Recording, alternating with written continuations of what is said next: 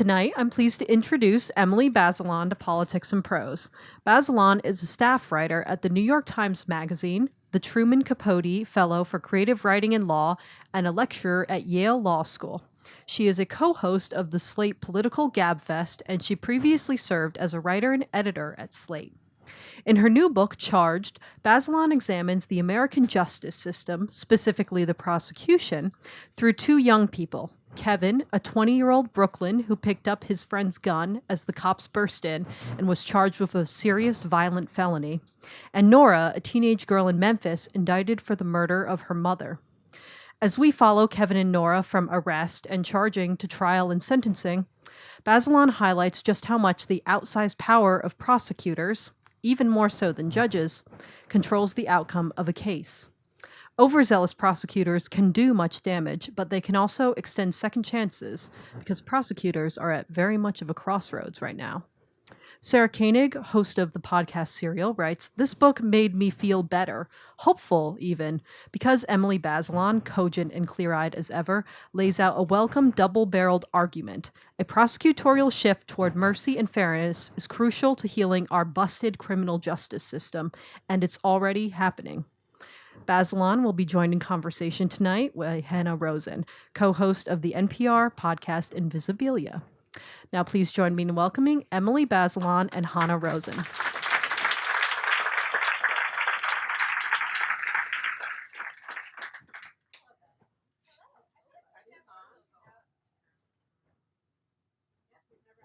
In conversation, except in personal conversation.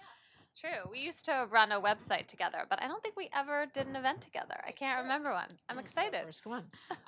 Well, I want to say to all of you before I move to conversation with Emily, this book is both beautiful and really important. Like, it just taps into a revolution happening in criminal justice reform. And you're going to read a lot about the important and hear Emily talk a lot about the important. So I want to start with what makes this book beautiful and readable before we get to the larger point about prosecutors, which is following these two characters as they're moving through the system in opposite ways. One of my favorite part is when you talk about Kevin's relationship with a gun and like the first time he shot a gun and sort of his can you just talk a little bit about him and how you met him and just kind of who is he? Yeah, first of all, I just want to say thanks so much to Politics and Prose for having us, and it's such a pleasure to get to do this event with Hanna. So I sort of stumbled into reporting about Kevin through a specialized gun court in Brooklyn that New York City and Mayor de Blasio established in 2016. And it was meant to be a court that sent as many people caught with guns in New York to prison as possible. And I was interested in it because New York has a mandatory prison sentence of 3.5 years for a loaded gun. That's the maximum charge, but then it also has a menu of options of charging. And so it's a really good place to look at the power of prosecutors because prosecutors have so many choices. They can guarantee that someone goes to prison with this top charge, or they can let someone plead down all the way to a misdemeanor and no jail time at all. So I was looking around in gun court for people to talk to, and Kevin, and that's not his real name, but I'm using it to protect his privacy and safety, he was an excellent describer of his world. And his description of why he had a gun struck me from the beginning as very compelling. He said basically, he used the word protection, which is a word that a lot of black teenagers and young men in Brooklyn use for why they have guns. And then he said basically, I'd rather go to prison for a couple of years than wind up dead. That felt like a possibility to him.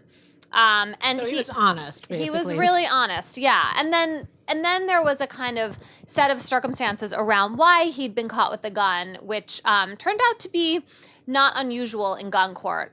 He was in a friend's apartment, and there was a gun on the table. Kevin opened the door to walk out, and strangely, the cops were there. They had a search warrant. They were about to walk in. It was literally one of those things where, like, they almost fell over the threshold. And he had a split second in which he realized that his friend who owned the apartment had a significant criminal record and was going to go away for a long time, longer than 2 or 3 years, if the gun was pinned on him. And Kevin was 19 at the time, and I think you can sort of get a sense of how rash he was he had this like a crazy idea that he was going to grab the gun and flush it down the toilet.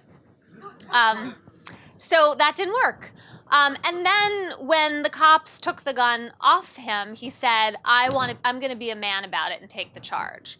In other words, he didn't want his friends to also go to jail. So, however... And can I just say, the thing I like about that story, Nora's case is the other person who Emily follows is very unusual. This is a case of a mother her mother is murdered in cold blood, and she gets blamed for it. Luckily, something that doesn't happen often. It doesn't happen often. So, but Kevin's case seems just like I like that you chose him because he's just a typical, like, he's not clean. He does some good things. He does some bad things. His relationship with guns is complicated. It's an utterly ordinary case of someone going through gun court. Totally, yes. And I did that deliberately. I wanted to think about a hard case, a case in which it wasn't just a kid getting picked up for weed, something that probably everyone in this room is ready to say, like, that kid shouldn't go to jail.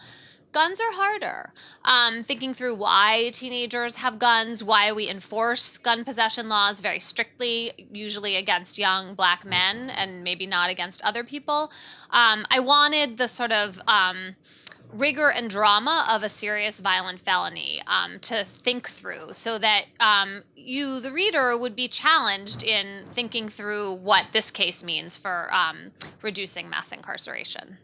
Now let's set the stage a little bit. Can you talk about the story that got you thinking about the power of prosecutors? It's such a perfect encapsulation of the problem. Oh, good. All right. With that vote of confidence. Yes.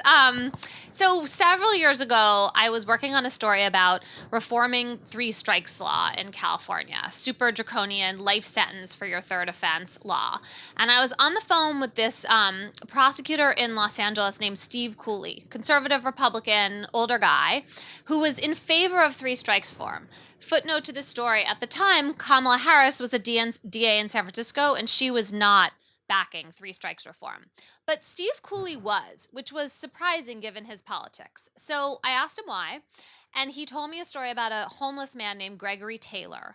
Gregory Taylor had unscrewed the hinges off of a screen door at a food pantry at a church to get inside because he was hungry.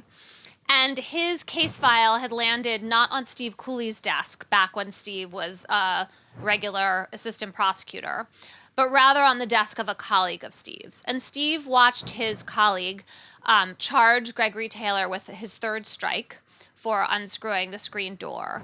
And Gregory Taylor went to prison for the rest of his life. And Steve told me the story because it had persuaded him that the 3 strikes law was too harsh.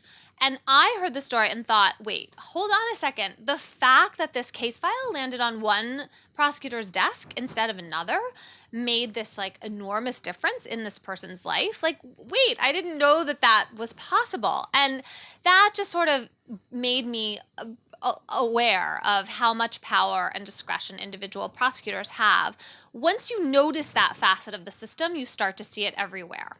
But it's so, we're so used to thinking the judges have the discretion. Like whenever we do stories about criminal justice reform, it's about the capriciousness of judges, and you would land in one judge's courtroom or the other judge's courtroom. So can you just talk about that? Like, how is it that prosecutors have power that was unrecognized and not judges? Yeah, so I think part of the reason we're so aware of judges is they wear robes, and we see them on movies and TVs, and we're very aware of trials, even though they actually almost never happen now. In fact, like only 2% of convictions are obtained in state court through trials. About a third of cases get dismissed along the way. Everybody else plea bargains. And in the plea bargaining process, the judge is basically a rubber stamp. So how did all of this change? Crime, in the 1970s, crime was fairly low in America, and incarceration was pretty low. It was the same rate as Scandinavia is now. We had a crime wave in the late 70s and 80s, and we had like an incarceration boom. largely caused, I argue in my book, by mandatory sentences. Mandatory sentences take discretion from prosecutors, from judges. They tie the hands of judges, right? But the idea that you could get rid of discretion in the system turned out to be wrong. It just kind of moved to prosecutors. The choices prosecutors make about charging and plea bargaining, that's where the punishment gets baked in. And so that's, I think, part of what we're seeing here. So, how did that change the culture of a prosecutor's office? I mean, you can talk about Amy, is it Wyrick? Amy Wyrick, who's the other half of the story, the Nora story. Sort of what did that do to prosecutors' offices? So prosecutors' offices in the 80s and 90s became very ramped up around winning convictions and long sentences. And there was a lot of belief that prosecutors were wearing the white hat. They were keeping the community safe by making sure they were locking people up for a long time. There was a lot of righteousness about this, and a culture in which the way you get rewarded is through punishment. So Amy Wyrick, who's the kind of old school, hard-charging DA in my story, she came of age in this office that had a hammer award. So when you won a big case, when you got a long sentence, someone would tape a picture of a hammer on your door. And that was a badge of honor and, a way to get promoted, as Amy Wyrick eventually did. She became the elected DA in Memphis. But what in the book, what are we supposed to think of someone like her, who's sort of competitive, who likes to win convictions, who's very aggressive, in the context of elections? Are we supposed to be cynical about it? Are we how are we supposed to think of these individual prosecutors who end up in positions of power? Positions of power, yeah. Well, I think I'm not cynical about it. I mean, I think we should be aware as voters, not actually in this city. You guys don't vote for your prosecutor, but in 46 states in the country, people elect prosecutors. And I think that if the prosecutor reflects values that the electorate doesn't share, well, that's on the voters. In the end, these elections tend to be elections that people have not paid a lot of attention to. Incumbents win almost all the time. In a lot of places, nobody runs against the incumbent. And so I think when you see a figure like Amy Wyrick, who kind of was trained in a really intensely conviction-oriented DA's office by people who had a pattern of doing things like not disclosing evidence to the defense. There's a long history of that and of overturned death penalty convictions in Memphis.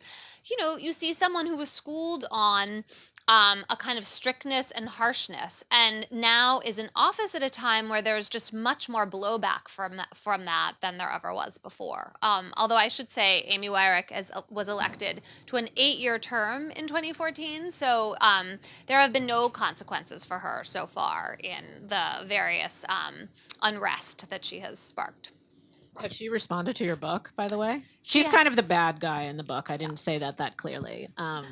So, it's interesting. I wrote about Amy Wyrick and Nora Jackson's case for the Times Magazine in 2017. And at that time, Wyrick did something that was very Trumpian and I thought kind of smart, which was to try to get a hashtag called, it was hashtag pro-crime NY Times. She was trying to get that going. And good. Yeah, it was pretty good. I thought it was she totally had a chance of taking it off. And all her response to the piece was to criticize me. So she went on the local Fox channel and said that I was a bad journalist with an agenda. There was very little responding to the content. It was just an attack on me and the Times. Seemed like it could work. This time so far she's been silent as far as I know, but I mean that could change at any moment. She has a new communications director, so maybe that explains it. I don't know. How unusual is this situation, just kind of internationally? How unusual it is that we have elected prosecutors, sort of our incarceration rates, how anomalous or not anomalous are we? It is very anomalous. We have all these distinctions of American exceptionalism in ways that might make you wonder if maybe there's a reason nobody else does it this way. We're the only country that elects prosecutors. We are one of 2 countries with for-profit cash bail. The other one is the Philippines. And we are, at this point, are so far above everyone's incarceration rate that, like, if we have a graph, you would see that, like, we're here, and China's here, and Russia's here, and Europe is down here. It's really striking. We have 5% of the world's people and 23% of the world's population in jail. Yes, that's what I meant. Sorry. Wait, say it again. We have 23% of the total world people in jail are in jail here in the U.S. Yes, and I think the stat that I've been using, which I swear I double checked this because it's like sort of doesn't. You're going to hear it and be like, really? But it's from the Brennan Center. So 70 million Americans have criminal records, including arrest records, which is the same number that have college degrees. It's a lot of people. That is a lot of people. The thing that's hard to understand about the way that this is unfolded is that, crime has plummeted since the 70s. All kinds of crimes have plummeted. And so why does this persist? Like, I don't know if the number has stayed steady of people in jail since the 70s or if it's risen or... Oh, I wish I had a slide here. Like, what's the incentive system? Like, why? I think we're lagging behind. So what you see, if I had a graph from like 1950 to now, you would see that the violent crime rate would go like that, and the incarceration rate would go like that, and then kind of straight line. And so effectively what we're seeing is incarceration as a response to violent crime lasting long beyond when that wave was actually present. It's like an artifact. Once you put in place all these harsh sentencing laws and all the reasons why people go to jail pre-trial, which leads to more jail sentences because then they all plea bargain because they want to get out, all these aspects of the system we put in place are like still pumping, even though the reason for their existence doesn't really exist anymore. Because it's just like people, I mean, partly a sort of election system puts in place an incentive to be nervous about letting someone out or not putting someone in jail. It's like it creates its own momentum. Yeah, that machine is still operating at more or less full steam because until literally like 5 minutes ago, it was really good politics to be pro harsh sentences, pro law and order. It was bipartisan to take those kinds of stances. Bill Clinton did it. Lots of local Democratic politicians did it. Obama eased off a little bit. And, one of the most striking changes to me, so not only did Donald Trump sign a bipartisan criminal justice reform bill, takes relatively minor steps, and the federal system doesn't matter very much numerically in the mass incarceration story, but huge narrative shift that you have this Republican president who had done lots of crimey fear-mongering with his like American carnage rhetoric earlier. There he is celebrating this as a bipartisan accomplishment. And then who does Trump invite to the State of the Union and like call out? The first drug offender released from federal prison, which is a totally different image of crime and punishment than, I don't know, I'm going to say we've ever seen before from a president of his kinds of politics. So I'm not saying that like everything is transformed because that is completely wrong. It is not. But we're starting to see some movement in the story we tell about crime and punishment in America that if it continues could be really promising. Do you think that's just because white people are doing drugs now? Yes. I do think that has a lot to do with it. So the only places in the country right now... Seriously, I didn't mean to say it that crudely, but I actually think that's true. Yeah. I think the opioid crisis has a lot to do with this. So to back that up, the only places now in America where incarceration is rising are rural white America. And, one thing I've heard from several, like, Black academics and public defenders is like, look, when white people start going to prison in large numbers, that's when you're going to see this start to change. And I think there is something to that. Can you talk about Nora's story? Because it is it's like the soap operatic engine in your book. It's the sort of hard to believe gruesome case. Soap operatic in like the nicest possible way. Yeah, I mean, just in a like you can't believe that this happened way, but it is in tonally sort of it's different than the rest of the book. Like the book beautifully weaves together kind of lots of different things like policy, big national cultural picture, these two stories, but Nora's story is just like a gruesome murder crime story. Yeah, so Nora was 18 when her mother was brutally stabbed to death in the middle of the night. This is a white family in a middle-class neighborhood in Memphis, not your normal crime scene. There was a lot of DNA at the scene. It went away to a crime lab. In the meantime, there were no obvious suspects. And this is the kind of murder there's a lot of pressure to solve. The cops don't have any leads. Nora's father horribly had been murdered a year and a half earlier. And that killer had never been found, and was on videotape, like ransacking the dad's store looking for something. But the police didn't go down that avenue in looking for suspects. Instead, the cops and Amy Wyrick, the prosecutor, really honed in on Nora. Who is like the kind of teenager who smoked pot and went out a lot. And she'd been having some fights with her mother, though I will say they were very close by everyone's account who knew them. And it is nearly unheard of for a daughter to kill her mother, just full stop, but especially without any evidence of child abuse. In any case, Amy Wyrick charged Nora with her mother's murder about 3 months after it happened. Then the DNA evidence came back, and it actually excluded Nora from the blood at the crime scene and showed profiles of 2 identified suspects. That did not change the prosecutor's take on the story. Nora spent about 3 years in jail pre-trial. And she was convicted at trial. Amy Wyrick's a really good trial lawyer. The judge in the case absolutely believes Nora's guilty. He's given TV interviews about it. He was like convinced, and he let in a lot of evidence of people just like talking about Nora like having sex with her boyfriend. I mean, that is really what happened, like months after the murder. So Nora was found guilty, and she was sentenced to more than 20 years in prison. While she was in prison, her conviction was overturned by the Tennessee Supreme Court for 2 reasons. The prosecutors had failed to disclose evidence that could have helped her prove her innocence.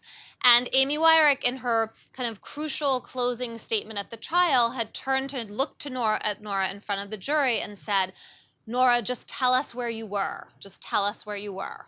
So Nora had chosen not to testify, and the Tennessee Supreme Court thought that that exclamation by the prosecutor it made it seem like Nora hadn't answered for herself in a way that violated her, 6th or 7th, 5th, thank you, 5th Amendment rights. Good thing there's some real lawyers in the room, or scholars, I don't know, her 5th Amendment rights. So Nora's case there are more complications to it, but it's a story, in my view, of prosecutorial overreach, and once the prosecutorial engine gets revved up, there are so many reasons to keep it moving, and for Nora, the consequences have been enormous. I should say her conviction was overturned. She's not been exonerated. And so she lives in this she's out of prison, but she lives in a kind of nether space of living with having been convicted of this crime. The weird thing is there's no penalties, right? There's nothing to prevent prosecutors. There's nothing to keep them behaving responsibly. There's nothing to hold them accountable. I mean, we've seen so many trials of police officers, and so it seems like you could be held responsible, but it's not a thing, right? It's not a thing, and it's not a thing. Most of the blame for this we can lay at the feet of the Supreme Court. So in the 1970s, the Supreme Court, in this case called Imbler versus Packman, which is not super famous, but the court gave prosecutors absolute immunity from suit. So cops have qualified immunity. It's hard to sue them. Prosecutors, it's like impossible to sue them personally. And then the court kind of compounded this years later in another case called Connick versus Thompson by making it super hard to sue D.A.s offices or cities for the errors of the misconduct of prosecutors. When the court decided these cases, they said, don't worry. Okay, we won't sue them. You can't sue them personally, but if a prosecutor violates someone's constitutional rights in an egregious way, of course, someone else will prosecute that prosecutor. Okay, that was the idea. In fact, in all my research and other people's research, I know of 2 cases where a prosecutor has gone to jail for a couple of days for prosecutorial misconduct. That just doesn't happen.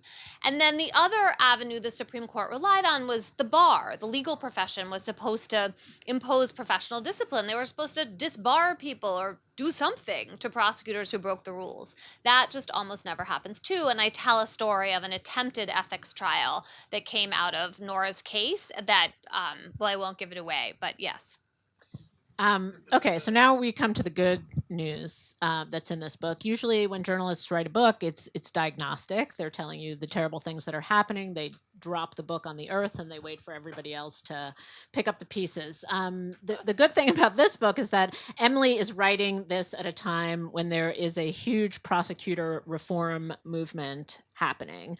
So can you talk about that, sort of how that started to rumble up and what it means for all of this? Yes, this is for me the sort of exciting part. As a journalist, I love covering change, especially hopeful change, and I get 0 credit for having predicted this. I did not see it coming.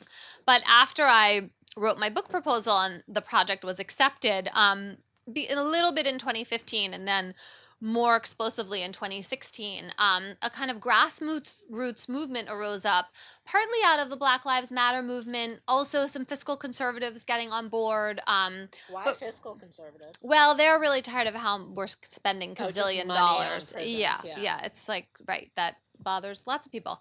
But this movement sprung up, and there was a kind of realization that prosecutors had amassed all this power. Well, if you couldn't figure out an easy way to take it away from them, how about harnessing that power to reduce mass incarceration by putting different kind of people in the DA's office? And that movement won about a dozen elections in big cities across the country in 2016, and then more elections in 2017. So some of the cities we're talking about are Philadelphia and Chicago and Brooklyn, St. Louis, Boston. There's a kind of core of new prosecutors rising up who are explicitly promising to make the system fairer and to shrink it so there are fewer people in jail and prison. And I think the most important thing about this group of people is the constituency to whom they are accountable are community organizing groups for whom that is the priority. They are not answerable. Wait, say that one more time, because why does anyone care about, why are they the engine? I mean, we care, but why does anyone else care? Well, if you live in Philadelphia and you are in a community of color, a kind of low-income community, you heard about the election coming up where this weird candidate named Larry Krasner was running for DA. Larry Krasner's whole career, civil rights attorney, sued the Philadelphia cops 75 times.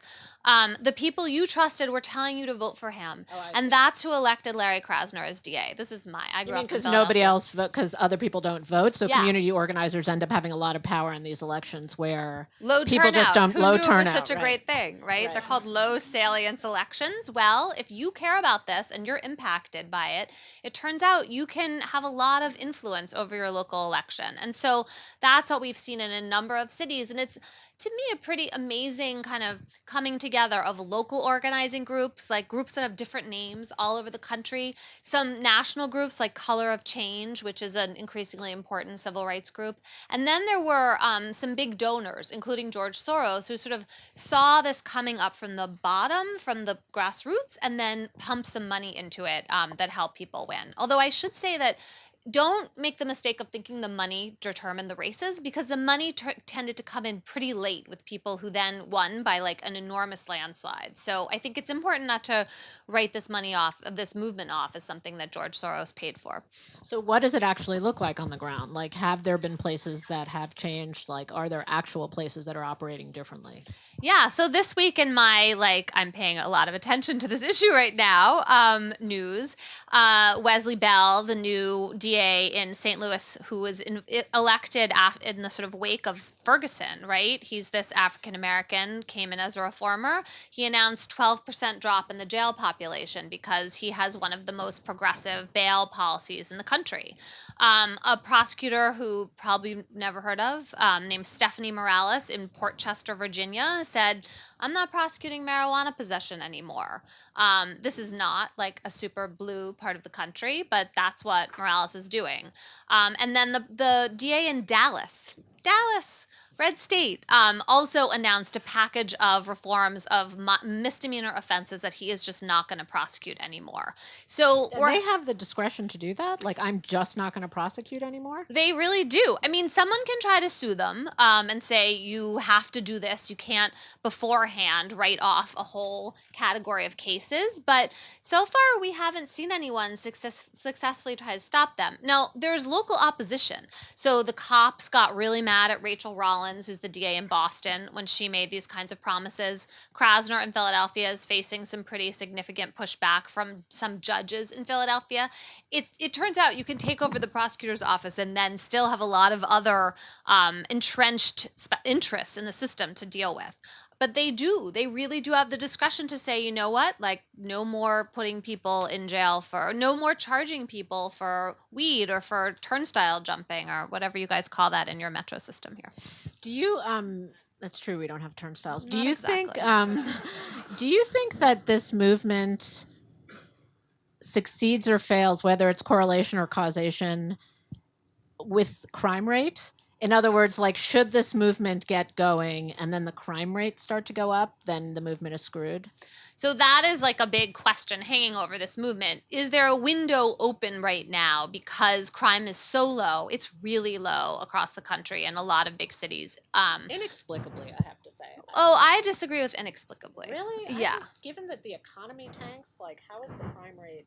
It's so confusing to me how anyway, that's a long question. Yeah. If someone wants to ask me that, I have more to say about that, but I won't interrupt for a criminology disquisition. Though there is a chapter of my book that tries to tackle this. I think it really has to do with social services, honestly. Like, we've been getting better at providing them in a way that keeps communities healthier. And we did put a lot of people in prison, so there's that going on, though it's a destructive force for the most part. That's the thing I don't want to be true. Right. That's the research suggests that kind of what's called incapacitation, like taking people off the streets, has had quite a modest effect on the crime drop, and that these other forces probably matter more. But anyway, yeah, I do. There's also academics who do the research and they want that to be true. So anyway, keep going. Hanna's skepticism comes out. Yeah. So what I was going to say about this is that this is this sort of big question is whether if crime starts to tick back up, Americans will lose their interest in reform. And we just don't know the answer yet because crime has continued to drop. And so reformers have been able to tell this very happy story. Look, you can have fewer people in jail and prison. You can have more second chances, more humane thinking about people who commit criminal offenses, and you can also have more safety. I think the most important thing in some ways these new DAs can do is become a lobbying force for a new narrative about safety, which is to say that public safety, you can argue, depends on people seeing the law as legitimate. There's a lot of good research on this, that people abide by the law when they think it's fair. When you lose the trust of a community, people don't want to help the police solve crimes, and they don't want to be witnesses in court. And so there's a way in which the whole system has perhaps shot itself in the foot, so to speak, by being so harsh that it's lost the trust, particularly of African American and other minority communities, and a way that the DAs could be the turning point in trying to shift our insistence that safety depends on strict law enforcement as opposed to just like making communities good, healthy places to live. We're going to open up for questions in 2 minutes. I'll ask Emily's this last question, and you guys can start to line up or raise your hands or however you want to do it. In addition to doing this wonderful book, Emily is doing a podcast related to the book, which is going to air soon, next week. It's going to drop Wednesday. It's 6 okay. episodes. The first episode drops Wednesday. Inspired by Hanna's podcast, Invisibilia, because I got so interested in hearing about how amazing that show is to make. I decided, perhaps crazily, to try to make my own small one-season show. It's really a lot of work. That's what I will tell you about it, but very satisfying. So can you talk about some of the voices we get to hear and how that story unfolds? Because I think it's a great sort of a compendium. companion to the book. Yeah. Compendium's good too. So I did a lot of fresh reporting for the podcast in the Brooklyn gun court. I was interested in kind of going deeper with some of the folks I met there. So the podcast centers on a couple of main characters. One is a 20-year-old named Terrari, who also gets picked up with the gun in a kind of classic stop and frisk arrest in New York. It's on video, so I can say that with utter confidence, having watched it like 50 times.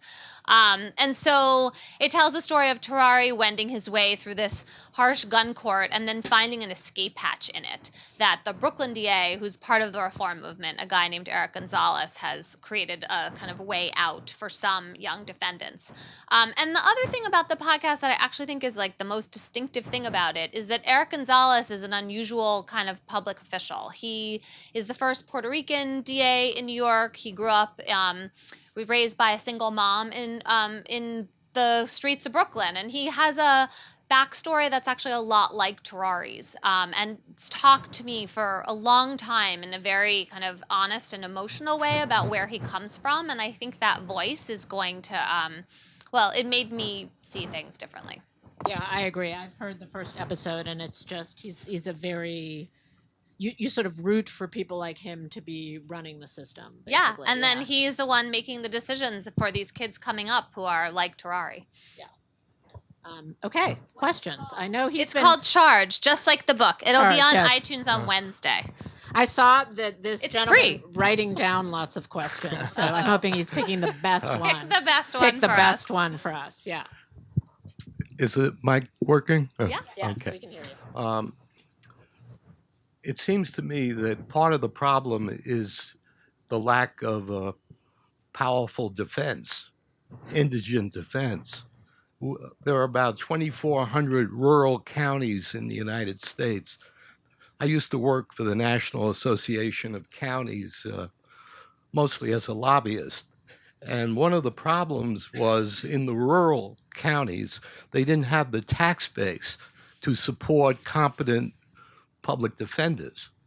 The typical system was the judge would appoint a lawyer that he knew in the back of the room, might not have had any criminal experience. I met one lawyer, she told me she was a water lawyer.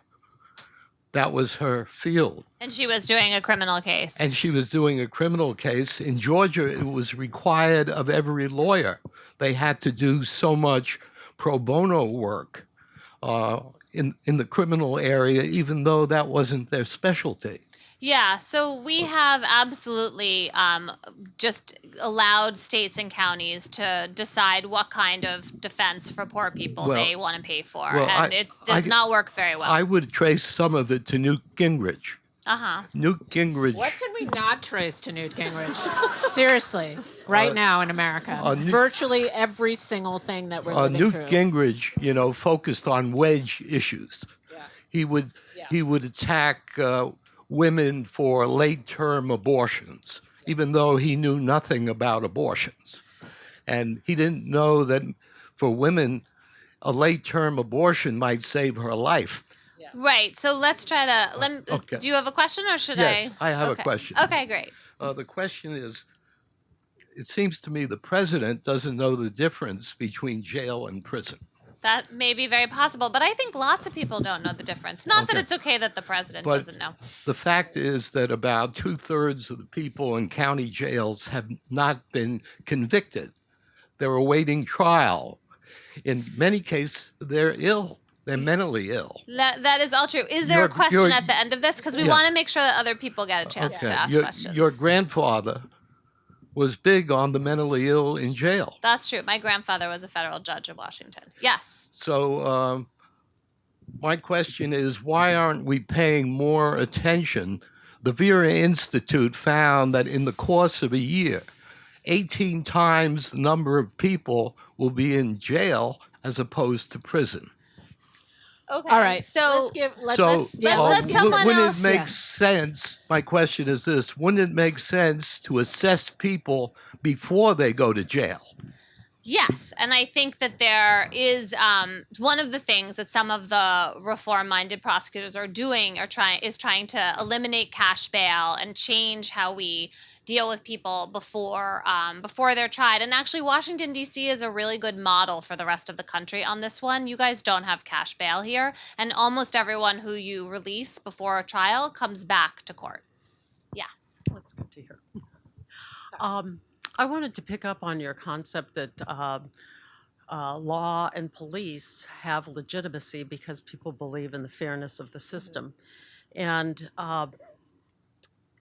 the other part of that is that they feel like they have a stake in it, and that when the state is the complainant, because not the victim, and the victim has very little to do with any of these decisions, in fact doesn't have much at all, there's a real disconnect between not only the law and the victim and the community then as a result.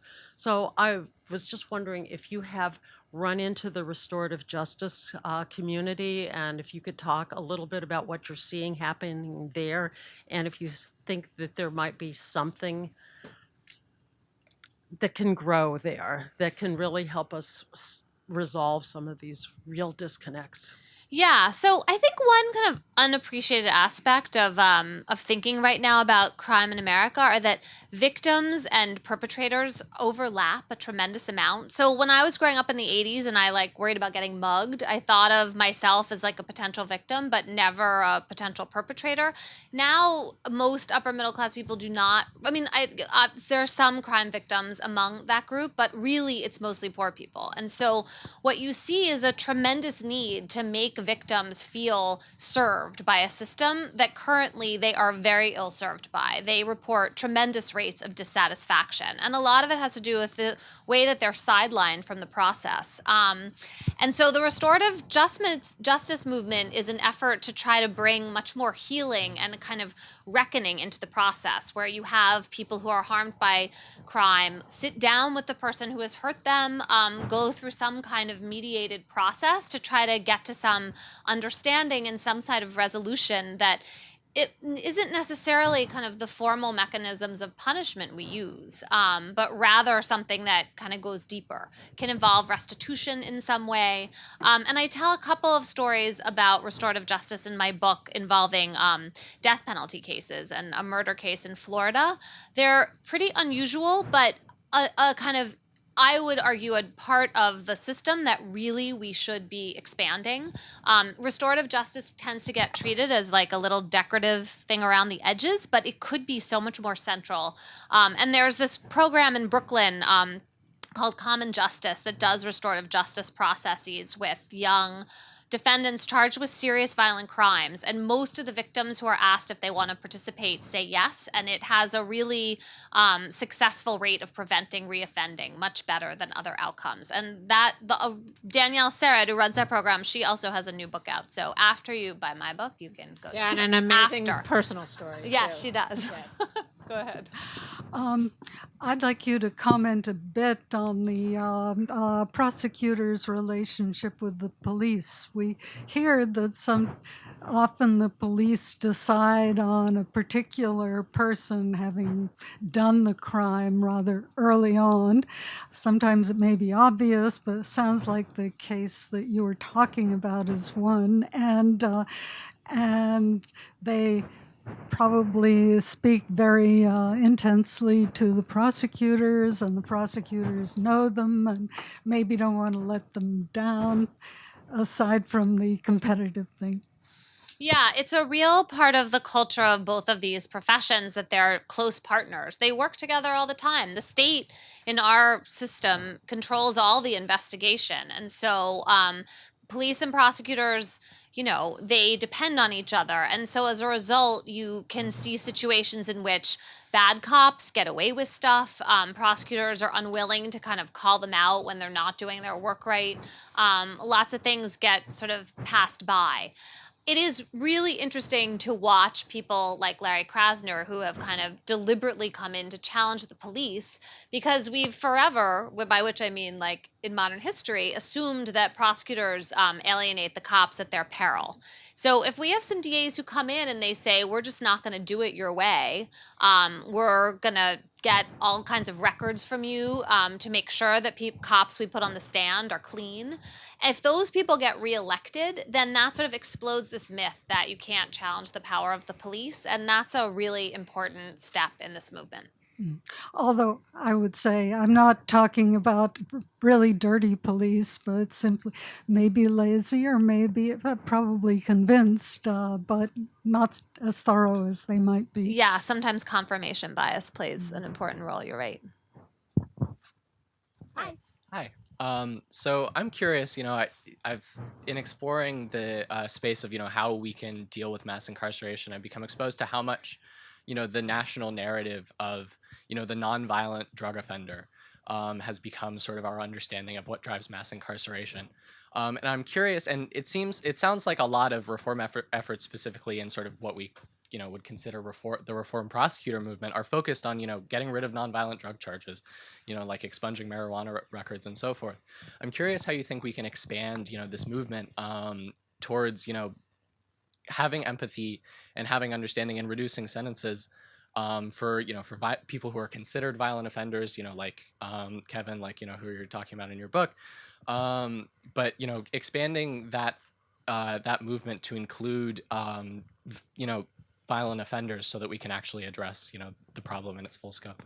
Yeah, so just to back up what you're saying, more than half the people who are in state prison today are committed of a violent offense. That includes people who commit murder. It also includes a lot of people we count as violent felons who do things like possess a gun without threatening anyone with it, or breaking and entering into an empty house. Nobody's there, they don't hurt anyone, but they could encounter someone. Many states treat that as a violent offense. Same goes for things like snatching someone's purse or iPhone on the street. So, when you so I'm an incrementalist and a pragmatist at heart. I think it's fine that we're starting with the nonviolent drug offenders, and in many parts of the country, a lot of those people are still being locked up.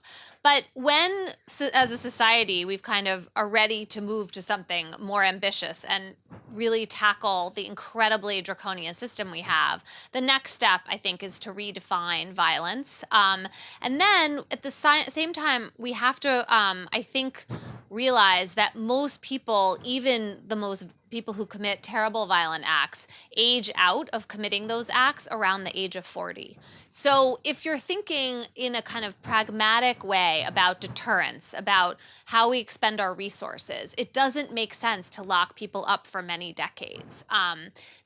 Most of them, it's safe to let them out. In some European countries, the maximum sentence is 15 years, and everybody basically gets out in 7.5. So when you think, okay, maybe you're not ready to accept that right this minute. It's such a departure from our system.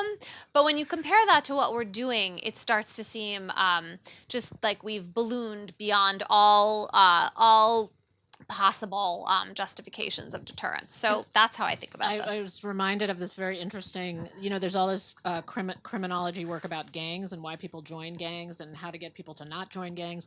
And the latest, most interesting theory is that gang participation is timed.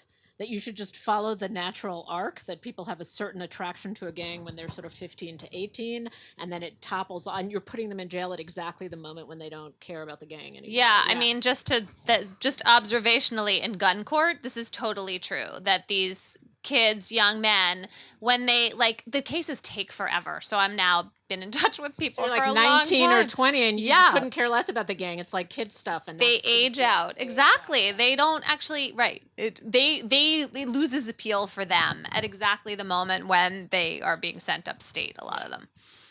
Thanks for your question. Oh, hi. Sorry, we neglected you. So I think I understand the answer to my question, but I'll ask it anyway. So Jared Kushner seemed to have a personal stake in the recent reform that maybe Chris Christie abused his power or was too aggressive in his prosecution. Could you talk a little bit about that and how it played into the recent reform?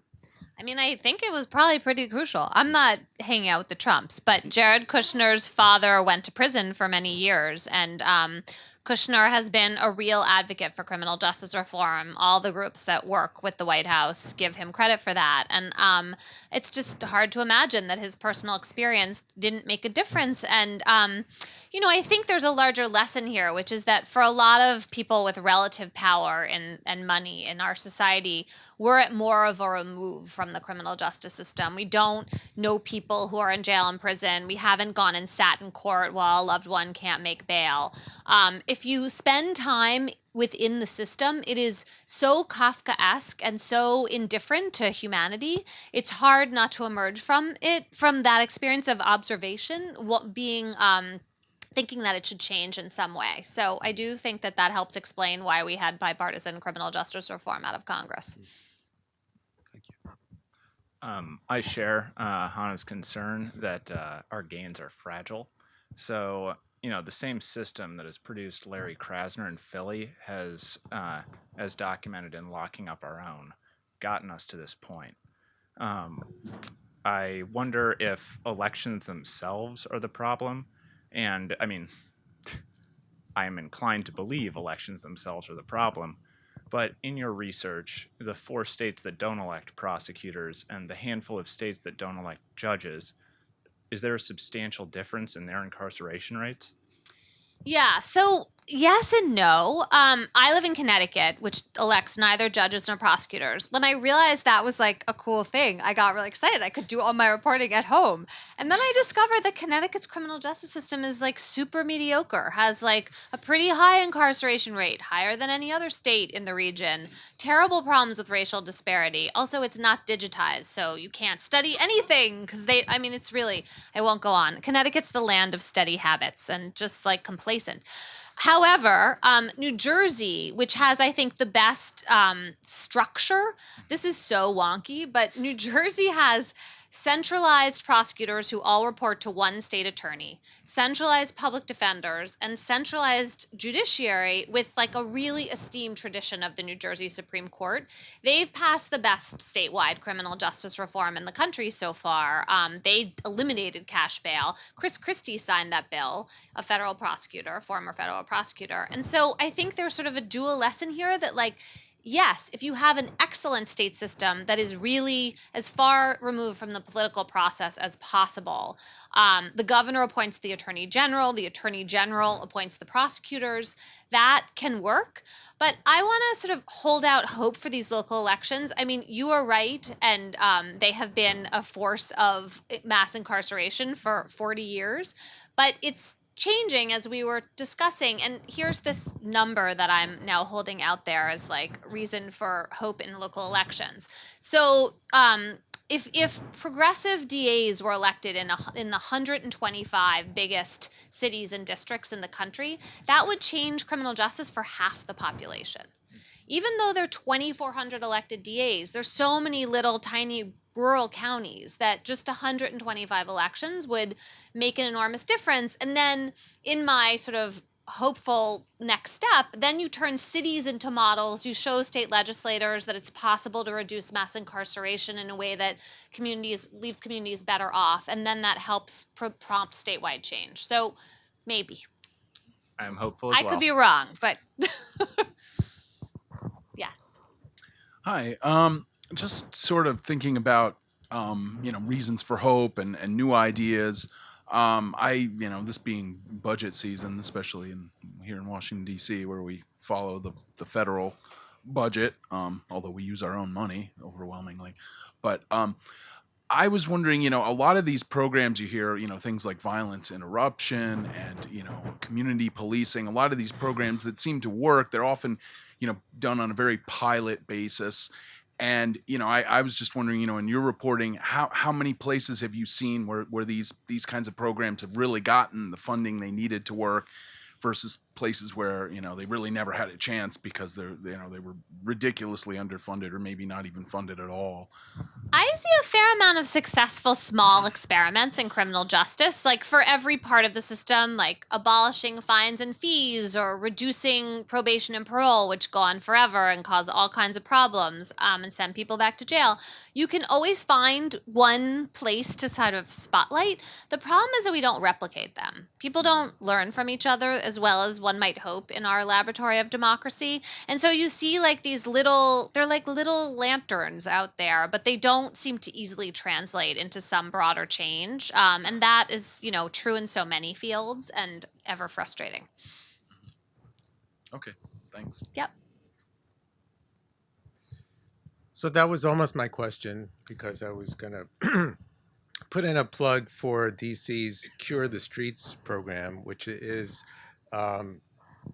existing on a kind of temporary pilot basis. And in the 2 neighborhoods where they are deployed, and this is a program where a returning citizen, as we call them now, who has served time, will get a call at 11 o'clock at night and says there's an argument down at the corner, blah, blah, blah. He actually goes down there and diffuses the situation. And in the 2 areas that they have been deployed, for the 6-8 months that this has been going on, there have been no gun murders or gun incidents. So the program is Cure the Streets, and it does need more money. And I spoke to Phil Mendelson, and he was very dismissive. Well, if it wasn't for me, you wouldn't have anything. Anyway, so I guess since I'm standing here, I need to ask a question. I can just riff on that program if you want, unless Please you do. have a question. Thank So you. I was giving a talk in the office of your lead prosecutor, the Attorney General, Carl Racine, and he... Who is fabulous, by the way, if you don't know him. who has a real reputation as a progressive prosecutor and precedes a lot of this movement because just that's his reputation. And he was also touting the successes of Cure the Streets and also complaining that it doesn't get enough money. So maybe that's something you guys can get on with you guys have a city council here, right? Yeah, with your city council. And there are the sort of thinking behind this program, which when it works, I think seems kind of genius. And there are other examples of this in New York and Chicago and a few other places. The idea is that you turn to the people who are like the former gang members and leaders who have aged out, and you treat them as like valuable experts. They're called credible messengers. Like they're the people who can say to the younger people who are causing a lot of trouble, hey, like, this is bad. We don't want this in our community anymore.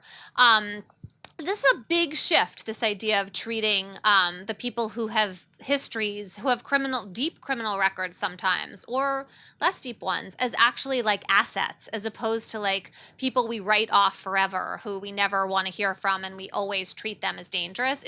The cops get very nervous about these programs, but then you hear these stories about how they're really able to reduce gun violence in certain neighborhoods, and you think like, hey, that seems like it could be a good idea if that could work. Looks like this is our last question. Hi. She works here. Ask a question. So I follow judicial elections pretty closely. Full disclosure, my brother-in-law is a judge in California who was challenged by a religious group that thought he didn't have the right relationship with Jesus Christ, our Lord and Savior, and wouldn't turn to Jesus Christ, our Lord and Savior, when it came time to decide cases. So I follow this issue pretty closely, and what happens often is you get a progressive judge who rules against corporate interests on environmental issues or something like that, and suddenly a lot of money gets spent on portraying that person as soft on crime. And you only get one prosecutor. There are lots of judges. How would you insulate not to be a downer, but how would you insulate good prosecutors in an elected system from that kind of concentrated attack? Yeah, so I mean, I do think the DAs, it's a little more possible to have elections that we can count on. So people know, well, actually I shouldn't say that. It seems there's one DA for each community. So the idea that like you could think of the DA as the mayor, like a race that you're paying attention to, there is one person whose name you might know, that seems like a lift, but a possible lift for the American voter. The idea of voting for a slate of judges, which is vulnerable in exactly the way you're talking about from attacks, usually funded by lots of money from the right. I don't know what to do about that. I mean, when I grew up in Pennsylvania, I would go vote. I didn't know who any of these people were, and my dad's a lawyer. Like, it was very frustrating. You would sort of take the endorsements from the Philadelphia Inquirer, hope they weren't corrupt. Who knew? And just kind of vote in this very uneducated way. And I am really not sure that judicial elections are salvageable, but I do think the DA, who can command more of a bully pulpit, who can be a partisan political figure, like judges are supposed to be neutral. Well, DAs don't have to be neutral. They can be political figures. And they do in some cities achieve a real stature. And so it does seem to me like a difference there that matters for this election story. I think the note I would want to end on, which is really not a good note for Washington, D.C., because you guys are so disenfranchised, but in a lot of the country, the power of prosecutors is the power of local voters. Like, it's we the people, it's our power. And so for people who are frustrated by, Congress and Washington, it's a real alternative. For you guys, I can only say, go ahead to Maryland or Virginia, in which such things are possible. Thank you. Thank you all. Yes, thank you again.